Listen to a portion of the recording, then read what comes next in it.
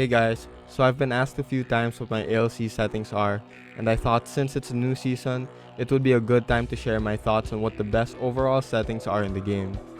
These settings, including my ALC, are what I use for my PC account as well.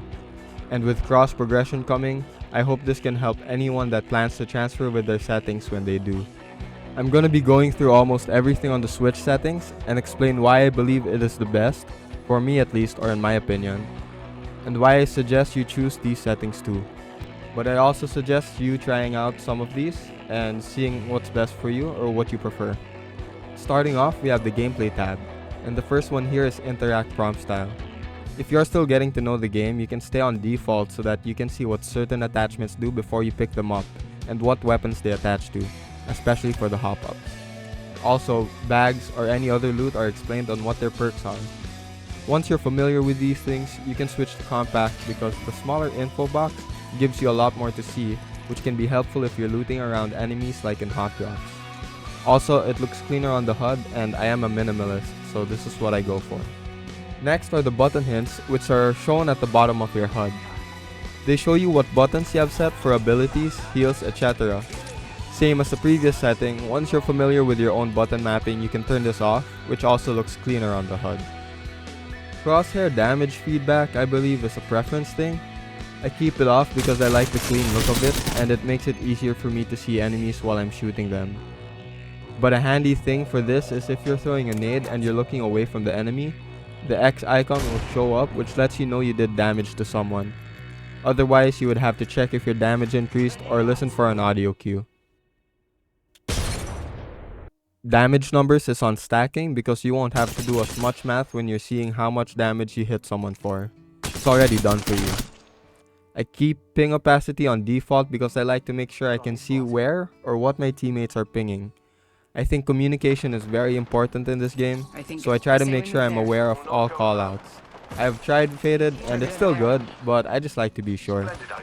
Obituaries are shown in the kill feed, and they tell you when someone gets knocked or thirsted, and they should be kept on so you can easily tell if people are getting knocked and you know when to push.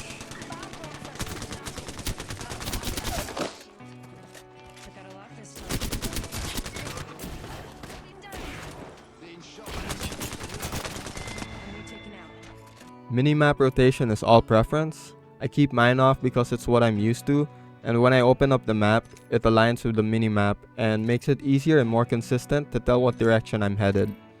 Some games I play it on, like Zelda, but that's a more relaxed game than Apex, so I don't usually have to rush checking what direction I need to go in the map.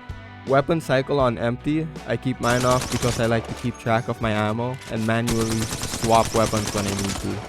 I don't want to accidentally double swap when the game changes it for me, and I instinctively change it also. And auto sprint is definitely on. We're on controller, so instead of having to press a button to start sprinting, we just push the stick all the way forward and we'll just start sprinting. You can still do a regular walk by not going all the way to the outer threshold. Double tap to sprint is off because I have auto sprint on. Jetpack control is for the Valks out there. I keep mine on hold because it's easier for me to distinguish my jetpacks from being on or off by simply holding equals on, letting go equals off. Toggle could cause a lot of confusion when you're rapidly clicking it, like when you're trying to get away and doing the spam thing to move faster. Incoming damage feedback. So I know I said I like having a clean HUD, but this one is an exception for me because when it's on 2D, you can easily tell what direction you're getting shot from. Behind you, to the side a bit, yeah. But 3D gives a little bit more because it shows you if the shots are coming from a lower level or from someone on a higher ground than you. I keep mine on both because the 2D shows a more accurate direction the shots are coming from. Because sometimes I think what the direction is this, right? But 3D shows what level of height and shots are from too. You can opt for whichever one you like because only having one of them might be enough for you, but this is what I go for.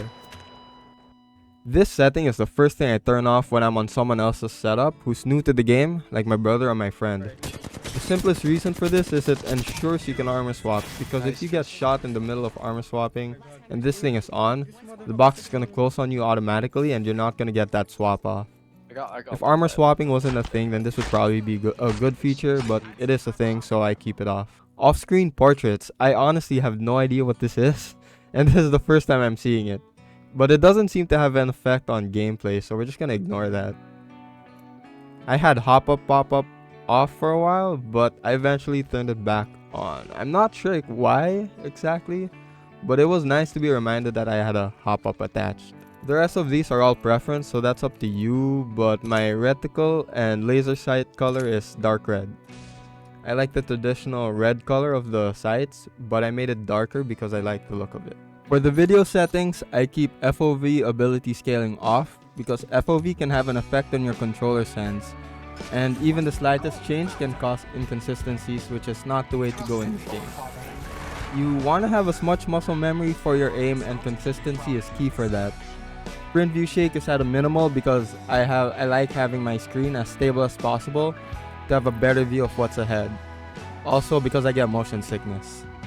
Now for the juicer, we have my sensitivity and button layout. Please note that this is my sense for 110 FOV on Switch, but I will be giving the sense I used when I was on 70 FOV. I also want to start with stating that I do use a controller with back buttons, but even on a standard Switch Pro controller or when I'm on Joy-Cons like handheld mode, I use the same button layout.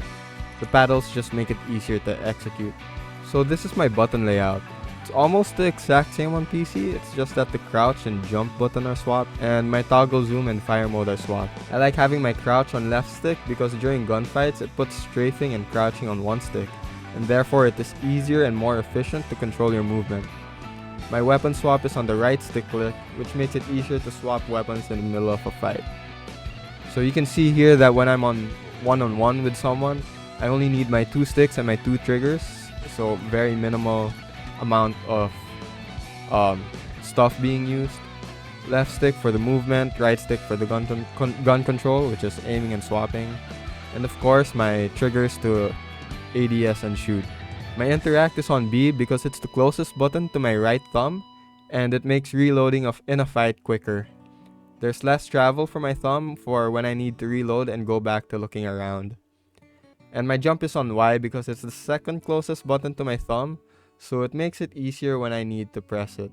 The rest aren't really important, they're kind of just buttons that ended up there after all the changes. For anyone with paddles or back buttons who are interested, my left middle finger is crouch, left ring finger is heals, right mid finger is jump, and right ring finger is interact/reload.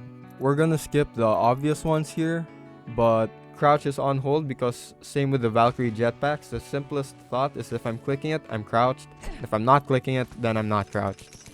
This also makes bunny hopping easier, and you also have better control of your movement.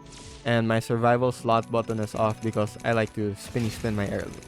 I have menu cursor speed set to 10 ticks from the lowest point. It's not too fast for me, but also enough for me to get an armor swap off. Finally, my ALCs. I'm not the best aimer ever. It's not always consistent, especially on Switch where the console itself sets a dead zone for all controllers. But I do find this to be a very comfortable sense, especially when I'm playing on PC. This is actually similar to 4-3 linear, but I adjusted the speeds a little bit to what I feel is good for me. But it is very close to 4-3 linear. I have turning extra yaw and pitch set on, and the reason for this is that my default yaw and pitch is not too fast where when I'm going against people close to me where I have to hip fire. But when I'm running around and turning 180 or something like that, I can quickly turn the other way. So it's like the best of both worlds. Like what these extra yaw and pitch does is that when you reach the maximum threshold of your joystick, the sensitivity increases by your set amount and therefore makes your turning faster than the default. My dead zone and threshold are set to 2 because that's what I have on PC, and I like to keep my aim as consistent as possible when switching between the two. These are my per optic settings. They're just what I feel like are a good scale of my sense, and they're what I'm comfortable with. Target compensation, aka aim assist, is of course on because we want to take every advantage we can when we're already playing on the Nintendo Switch. And for anyone interested, this is what I was running when I was at 70 FOV, and yes, I did use gyroscope. Thank you so much for watching my videos and the continued support. I love Apex so much, and I'm so glad I get to make content for you guys. I love making videos for you all, so thank you for watching them and appreciating them, and I appreciate you.